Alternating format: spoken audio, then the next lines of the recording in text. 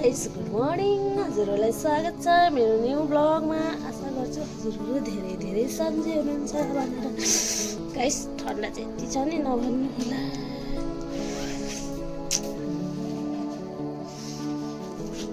मर्निङमा हजुरहरूलाई सूर्यदेवको दर्शन छ।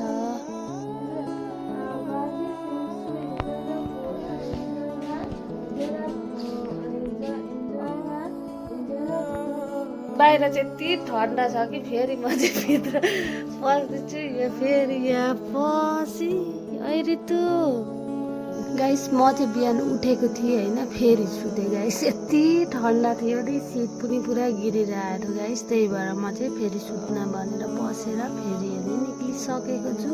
यो चाहिँ मुखसुख धोएर गाई दुहेर यता पथरतिर पनि आएको छु गोरु बाँध्नलाई। अहिले चाहिँ अब घरमा ऋतु छिन्, त्यही भनेर म चाहिँ घरको त्यति काम गर्नु परेको छैन। 2 दिन भए पनि रेस्ट पाएँ गाइस। आज चाहिँ ऋतु घर रुम जान भनेर निक्लिसकेको छिन्। यता सबै थोक मैले रेडी पारेर यहाँ चाहिँ म निकाल्दैछु। अनि गाइस म चाहिँ भन्दैछु कि के अरे भिडियो बनाउँदैछु बिस्तारै हिँड्नु नि भन्दै आफूलाई नै म भन्दै हाँसिरहेको छु। त्यहाँबाट ऋतु पनि रेडी भएर हामी निक्लिसकेको छौँ हाम्रो गाउँकै रास्तामा। त्यहाँबाट गएर हामीहरू चाहिँ पेट्रोल थिएन स्कुटीमा। म चाहिँ हेर्न सुँग्ने बानी छ, खोइ किन हो खालि सुँगेर हाल्छु, खोइ के आदत भएको मेरो पेट्रोल हाल्दा चाहिँ होइन स्कुटीमा। त्यहाँबाट अनि हामीहरू त्यहाँबाट पनि निक्लिसकेको छौँ। दिदी बहिनीको गाइस कहिले गफ सकिँदैन, किन हो खोइ गफ आइ नै गर्छ। 2 दिन बसिन्, 2 दिन बोले नै दिन गयो जस्तै भएको छ। त्यहाँबाट हामी चाहिँ तिनालीमा पनि सकेको छौँ। बास चाहिँ आएको थिएन अनि बा पनि जाने अरे माकुम तक। बालाई चाहिँ वहीँ गएर भेट्यौँ हामीले। बास चाहिँ आएको थिएन, एकछिन बस्यौँ। त्यहाँबाट अनि फाइनली गाइस बास पनि आइसकेको छ। म चाहिँ सोच्दै थिएँ तीबाट घुर्छु भनेर। अनि ड्राइभर चाहिँ ह्यान्डीम्यान चाहिँ आएन सामान दिन। अनि म फेरि कुद्दै गएर ऋतुलाई सामान दिएर यहाँ चाहिँ ऋतु र बा जानु हुँदैछ अनि बा पनि जानु हुँदैछ, साथी भयो भन्दैछु म चाहिँ। त्यहाँबाट अनि ऋतु निक्लिसकेको छिन्। मलाई चाहिँ घर आउँदा यस्तो सुनसान लाग्दै थियो नभन्नु।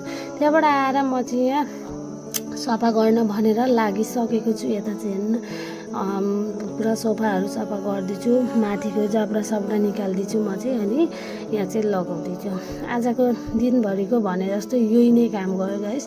त्यही अल्छी लागेको नि मलाई। कोही आएर यसरी गयो भने चाहिँ एकदम सुनसान अल्छी पुरा लाग्छ। तपाईँहरूलाई चाहिँ हुन्छ कि हुँदैन भन्नु त। मलाई त एकदम यस्तै हुन्छ। त्यही पनि अब सफा त गर्नै पर्यो भनेर म चाहिँ लागिसकेको छु। त्यहाँबाट पाकघर पनि हेरी कस्तो लेत्रा भइरहेको थियो, लिप्छु भनिरहेको थिएँ। टाइम चाहिँ त्यति पाएको थिइनँ। अनि अहिले चाहिँ म यहाँ लिपिदिँदैछु। त्यहाँ लिपला पारेर सकेर खाना भनेर बसिसकेको छु। यहाँ कस्तो राम्रो मुला चाहिँ मलाई एकदम मनपर्छ। निमक खोर्सानी पिसेर राखेको छु अनि साथमा मुला काटेर। त्यहाँबाट म चाहिँ यहाँ भात खान लागेँ।